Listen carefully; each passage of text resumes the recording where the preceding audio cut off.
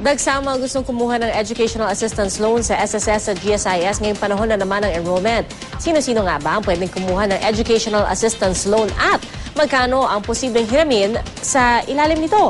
Alamin sa balita natin ni Sherian Torres.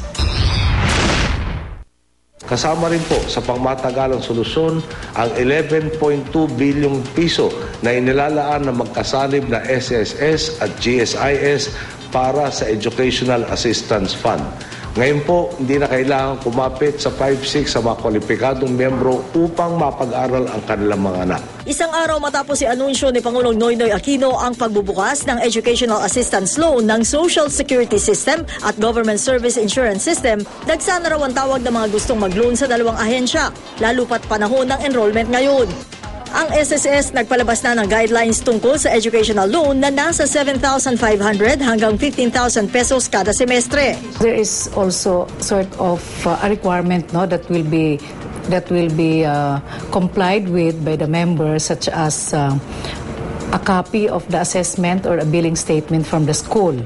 And we also provided a space in the application form of the school's confirmation.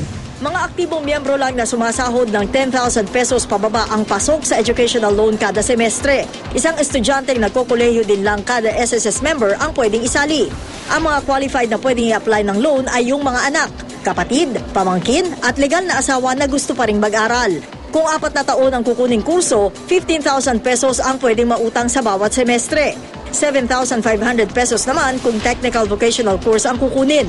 Ang tubo sa pautang na ito ng SSS, 6% at may palugit daw sa borrower para magbayad. The repayment of this loan will be 1 year. No, there's a 1 year grace period after graduation or completion of the course. Sinimulan na maglagay sa lahat ng SSS branches ng Educational Assistance Loan Form. Ito yung gagamitin nila para makapangutang ng pangmatrikula ng sino man sa kanilang kaanak. Sabi ng SSS, hanggang edad 60 daw ang pwedeng maging direct beneficiary nito. Pero sa kabila ng bagong programa, meron pa rin ilan na mga nagtatanong. Wala na po kami sa, hindi na kami active. Retiro na po kami dalawa. Paano na tutulungan ng mga bata? Paano ako balo na ako? Oo, pero sinong member ng SSS? Mister ko. Ang iba naman, maganda magiging buhay niya kung makakatapos silang course, di ba? Hindi siya ganong maghihirap. Dahil siyempre mahirap ang buhay ngayon eh. Okay, pabor yun sa mga mahihirap na hindi kayang makabigla ba ng pera para pang-tuition fee ng bata. para naman sa mga empleyado ng gobyerno, nasa website na daw ng GSIS ang educational loan form nito. Kailangan lang daw itong i-download, fill upan at isubmit ng GSIS member. Pero di gaya sa SSS, isang bagsak na 4,000 piso lang ang pwedeng utangin ng isang GSIS member dito at hindi na ito pwedeng i-renew.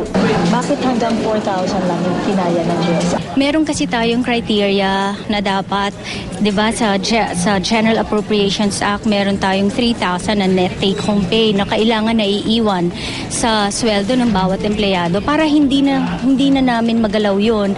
Kada buwan, 20 pesos ang kakaltasin sa loan na ito sa loob ng 5 taon, sabi ni Jorillo. Aktibong GSIS member rin lang daw ang pwede mangutang. Ang ibang nakausap namin, naliliitan sa halaga ng pwedeng i-loan. Hindi lang 4. Kasi ang 4,000, saan mapupunta mamang 4? Kahit 10 pa nga mami, walang mapupuntahan. Si Alan Castillo na produkto ng State University, nakukulangan din sa alok ng GSIS. Siguro kahit mga 30,000, mga ganun. 30,000 up to 50,000, ganun. Magre-reflect daw ang loan sa United Member Identification Card ng miyembro simula May 9. Sa SSS naman, 3 araw hanggang 1 linggong processing lang daw ang kailangan at may ilalabas na ang cheque. Sherian Torres, GMA News.